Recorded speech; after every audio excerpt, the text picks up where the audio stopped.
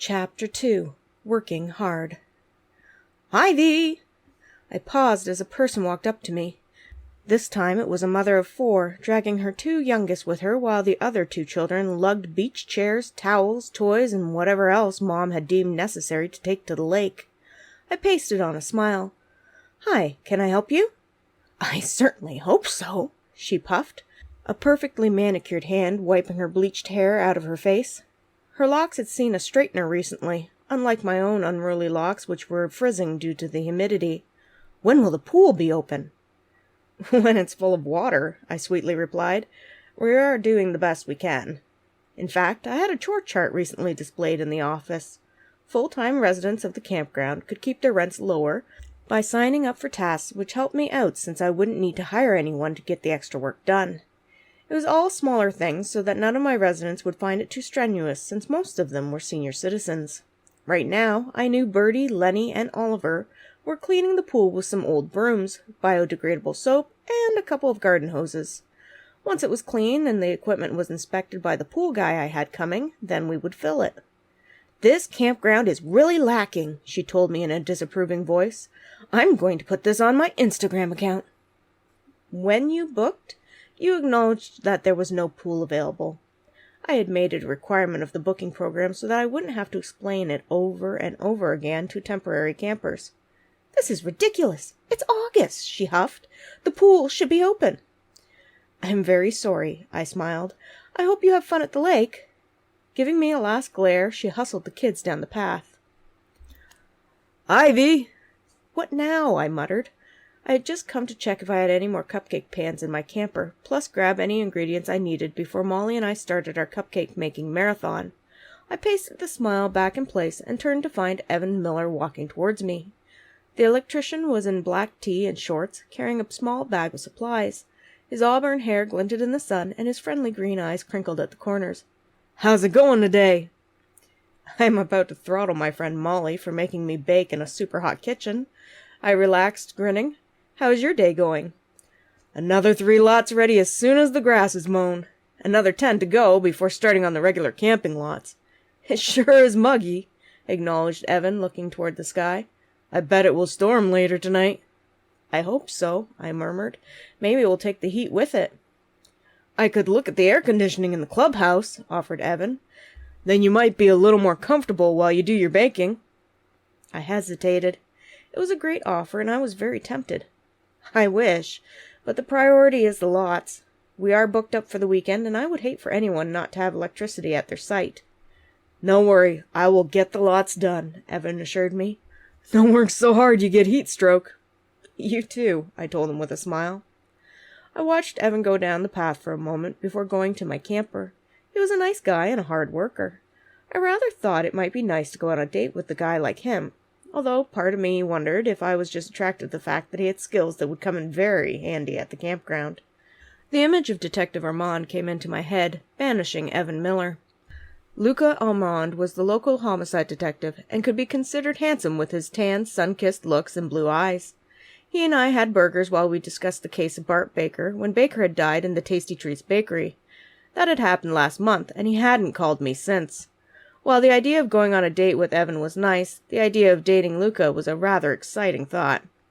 One which was probably not going to happen since we had a bad habit of figuratively butting heads. Rolling my eyes at my own absurdity, I grabbed whatever I could out of my camper that I thought might be useful for making the crazy order of cupcakes which Molly had accepted. We were going to be doing a lot of baking. Shoving my ingredients and cupcake tins in a bag, I made my way back to the kitchen where Molly was already mixing up a batch of batter. "I can't believe you did this," I shook my head at her. "This is a lot of cupcakes." "The good thing is that since the barbecue fest is going, there won't be any farmer's market this weekend," pointed out Molly. "We don't need to bake our other food booth because everything is going to be taken over by the food eating competition and the other events." "Food eating competition?" I said in surprise. "Do you not read the flyers from the town?" huffed Molly. "They're going to have some serious competitions. A few of the contestants are world champions both in the food-eating competition and in the barbecue competitions. It's a big deal, and thousands are coming to town this weekend because of this festival. You should have heard about it." I groaned. "I'm too busy running a campground." Well, getting some extra money from the good mayor of Oaks Crossing will help, chirped Molly as she put cupcake sleeves in the tray. Boy, it sure is hot in here, grunted Chaz Bison as he pulled an industrial-sized fan into the kitchen from outside. Chaz? I questioned, giving Molly a look of concern. Can I help you? Chaz owned the mighty Oaks Christian Campground. The town of Oaks Crossing was situated on a lake.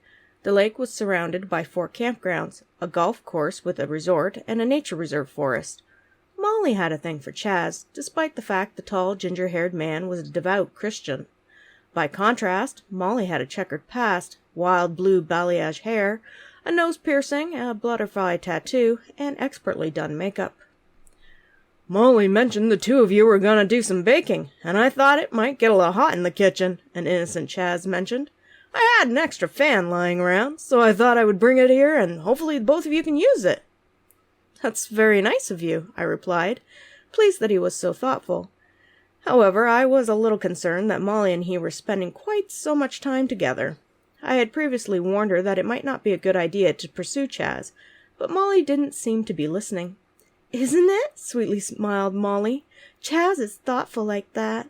Chaz shrugged, obviously uncomfortable with the gratitude. I just like to help out where I can. Thank you, I responded. We really do appreciate it. Is over here okay? Asked Chaz, angling the fan toward us. Perfect, Molly practically purred. I tried not to choke on my astonishment. Molly was a flirt, but this was laying it on thick. Chaz just smiled. He plugged in the large fan, flipping the switch on the machine to get it started. The blades rumbled before suddenly everything went dark in the kitchen. What happened? Cried Molly. Old electrical systems, I spoke dampeningly. Just another thing to get fixed. Probably just overloaded the circuit, mentioned Chaz, switching off the fan. He took out his phone, using the flashlight app. I can flip the breaker and you'll be back in business. We waited while Chaz found the breaker panel. Soon enough, electricity was restored. Thank goodness. Relieved, I sorted out ingredients for a recipe. For a moment, I thought we were going to have to cancel the order for the mare. Don't talk such nonsense, warned Molly. We are going to do this. Have a little faith, Ivy, a pleasant Chaz encouraged as he came back with an extension cord, plugging in the fan again. I'm sure with a little help, everything will work out in the end. I sat myself on a kitchen stool. Pulling another stool close, I propped up my ankle. 2,400 cupcakes is a lot to bake. Then it's good you'll have some help, nodded Chaz as he turned on the fan. The lights went out again. I took in a stabilizing breath. A lot of circuits appear to be overloaded. I should probably get Evan to have a look at it, however, I can't afford that just yet. Don't worry, a confident Chaz said. I'll just flip the next breaker. At some point, we'll find an outlet that has enough juice to run the fan. As Chaz left again, I put on my own phone flashlight. Eyeing Molly, I kept adding ingredients to my bowl. So, how did Chaz decide to come by and drop off a fan? I may have met him in town shortly after talking to the mayor, shrugged Molly. I guess I was just so excited to have the order, I blabbed the whole thing to Chaz. He knew that we don't have air conditioning here, and he just volunteered the fan. He's nice like that. He is nice, I agreed. I felt there might be a little more to the story than what Molly was telling me, but decided not to press for now. If Chaz was going to loan us a fan, then who was I to complain? Just make sure you don't abuse his generosity. Hey, pouted Molly, give me a little credit. The lights came back on. Third time is the charm, smiled Chaz as he returned. I was not holding my breath as he flipped the switch to turn on the fan yet again. This time, though, the lights stayed on and the fan rumbled continuously, moving the hot and humid air. Success, grinned Chaz as he eyed Molly, who was smiling back. I cleared my throat. Thank you, Chaz. We appreciate it. Well, I suppose I better get back to the mighty Oaks, Chaz acknowledged, lingering just a little. Things to do. Are you going to the barbecue fest? Blurted Molly. Yeah, Chaz perked up. I actually compete with a group from my campground. We usually do okay in the barbecue burgers category. This year, I think I have perfected the recipe. We could use another helper if you're interested. All our proceeds go to charity. I would love to help, confirmed Molly. Great. I will text you the details, beamed Chaz. He gave me a wave. See you later, Ivy. Bye, I waved back. The moment he left, I turned to Molly. Text? You have his phone number? Molly raised a shoulder delicately as she put a tray of cupcakes into an oven. After Chaz cleaned up the tree that put the hole in the clubhouse, he offered to give me his number, just in case we ever needed some help around here, or wanted another tree down. This was far more serious than I had thought. Molly, play nice with Chaz. He's a sweet guy and a little naive. Turning back to me, Molly put her hands on her hips and let out a huff of air. I know. That's what I like about him. The last guy I was in a relationship was selfish. It was all about him. It's nice to have the possibility of a guy who is a real good guy, someone who likes to take care of other people. I really want to see if this will work between us. Chaz is so great, and I feel like he makes me a better person. I sighed. Maybe it would be different this time with Chaz, as long as Molly didn't get bored of him and his niceness. Okay. We worked in silence for a little while before I changed the subject. Did the mayor say anything about the types of flavors he wants for the cupcakes? Any fillings? Nope. That is all in our capable hands, a smug Molly stated. We have got complete artistic license as long as the icing is shades of green. Nice, I agreed easily. This meant that we could stretch ingredients and enjoy the process a lot more. It was going to be fun coming up with ideas and creations. Hours later, we were heartily sick of baking cupcakes, and were just over halfway through the order. We still needed to ice and fill. These need to be done tomorrow at 3 in the afternoon, I moaned, looking at the time. We can do it, a stubborn Molly voiced as she wiped sweat from her face on a towel. I'm going to take an hour break and then come back for another round. How is it that you still have makeup on? I wondered. It was hot enough to bake us in this kitchen, and yet Molly still looked perfect. I had long since washed and wiped off any makeup that was on my face. In this heat, there was no point. It's tattooed on, confided Molly, and I have super sticky glue for the false eyelashes. Oh dear, I thought, and she's interested in the conservative Christian guy. I will see you in an hour, I agreed, putting a newly scrubbed bowl to the side to air dry. It will be nice to get out of the kitchen for a little while. We both exited the kitchen. Molly went down the path toward Ethel Merle's old trailer. When Ethel had died, she had left her trailer and some money to me on the condition that I use the cash to revitalize the Happy Camper Resort. Molly was currently renting the camper from me, not that I was charging her much. When she had broken up with her boyfriend, been fired from her job, and needed a place to stay, I couldn't turn her down. I was not certain what Molly's plans were, but right now we were both enjoying our new catering venture. I enjoyed having her around and hoped she would stay. Deciding to check on the progress with the pool, I headed in that direction. The sun was already starting to set, and most of my campers were enjoying the evening, sitting around fire pits and chatting with each other. I waved at a few people, declining to stop and chat. I reflected that I should have commandeered one of the many whiny golf carts that we had. The pool was finally free of the green, nasty swamp look. Now it looked forlorn, empty, with a few abandoned brooms in the bottom. Some of the algae had been scrubbed away, but there were still green staining the cement walls. I should probably invest in some pool paint, I decided. However, it would mean that the opening of the pool would be delayed. I had hoped that it would happen for this weekend, since we were all booked up. "Ivy!" came Conrad's thin voice. I turned to see Conrad hurrying up the dirt road to me. "Is everything okay?" "It most certainly is not," puffed the elderly man. He leaned against the pool fence for a moment to catch his breath. "That computer system you have is junk. We should be doing it the old way. What's wrong with pen and paper?" "Conrad," I explained again, "the computer will help us be more organized, and it automatically takes online bookings, so we don't have to." "Well, you have a real mess at the office," announced Conrad. "That computer has gone crazy, and there are dozens of people set to show up tomorrow for spots that don't exist." "What do you mean?" I asked, stunned. "We're overbooked." Conrad's hands flailed in frustration. "There are people showing up now that are booked for the same lots. You need to come and sort this out." Okay. I hoped that Conrad was overreacting. He had been in charge of the office at the campground for a long time and didn't appreciate the changes that had been taking place lately. "I will come with you and have a look." We made our way back to the office to find a lineup of vehicles waiting to come into the Happy Camper Resort. "They are early," I murmured. "I thought most of our new arrivals weren't meant to come until tomorrow." "Ha! You are in for a surprise, a dour Conrad told me. A good number of the reservations want to be here before the barbecue fest starts so that they can get settled. The problem is, we have too many reservations.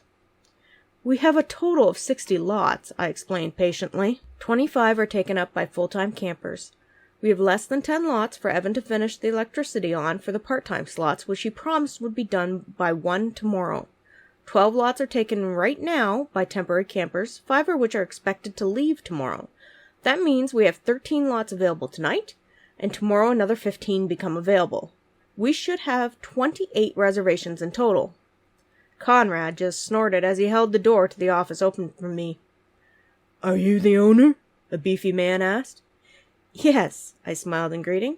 Apparently there may have been a bit of a glitch in our computer system. However, I'm going to help sort it all out. I apologize that checking you in is taking a little longer than normal. I'm supposed to be on lot 27, a woman asserted. We're on site 27, another woman sniffed. She looked like she might have been a newly retired school teacher.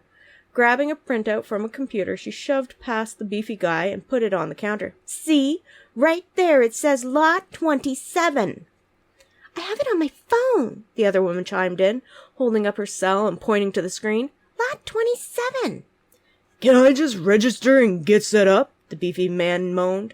These two are giving me a headache, and I need to be up early tomorrow to get ready for the barbecue fest. I'm in the rib competition. I remember you from last year, nodded Conrad, brightening. You sure had some spicy ribs. Beefy guy smiled in appreciation. Stop by my grill tomorrow. I've been perfecting the recipe. I certainly will, promised Conrad. I thought you were working tomorrow. I glanced at Conrad as I tried to navigate the computer reservation system. Not when the barbecue fest is happening, replied Conrad as he had the new arrivals sign waivers. I never work this weekend. I looked at him in dismay. You are scheduled on the chore chart. We both looked at the large chart on the wall that I had made up. Sure enough, Conrad's name was prominently displayed for tomorrow and Saturday. Well, harumphed Conrad, ain't that a pickle? I'm still not available. We all go to the barbecue fest as a group. It's tradition. You signed up to work, I gently reminded him. I was not certain whether I could get anyone to replace him on such short notice. I did that a month ago. I must have forgotten the barbecue fest was this weekend, shrugged Conrad. He put away the signed waivers and ran Beefy Guy's credit card through the card reader. I'm still not working. What about Site 27? The impatient schoolteacher asked. You can have 27, I said firmly. Turning to the woman with the cell phone, I told her, you can have lot 40. It's right by the picnic area, and the electrical has just been redone just today. Is it the same price? She wheedled, a sharp look in her eye. Because I really think with all the inconvenience, I should get a discount for having to change sites. Gritting my teeth, I replied as sweetly as I could manage. We are all booked up. It's your choice to have lot 40 at the quoted price or find another campground. Considering that it is the height of the tourist season and there is a festival going on in town, I highly doubt that any other spots are available. Fine, she grumbled. I have already prepaid. I double-checked to be certain, then gave her a little map of the campground, using a pen to show her where her lot is. Here, happy camping. Scowling, she took the map and left. Some people, muttered the schoolteacher type to the beefy guy, who just gave her a disbelieving look. See you at the cook-off, Beefy Guy told Conrad before taking his leave. I rang the last customer through, pleased that finally the Happer Camper Resort was starting to see some decent revenue. Looking at the computer, I was startled by the number of bookings. How is this possible? See what I mean? Crowed Conrad as he hovered over my shoulder. It's all messed up. You have 10 lots still left tonight, but we have 18 more booked. We're short by 8 lots. Oh dear, I muttered, trying to decipher the numbers across the screen. If this is true, then we will have to put 8 people in the old electrical spots and hope they don't mind being inconvenienced by upgrades tomorrow. What do we do with tomorrow's campers? Pointed out Conrad. Deal with them tomorrow. I frowned at the computer. Why is Site 27 booked 9 times?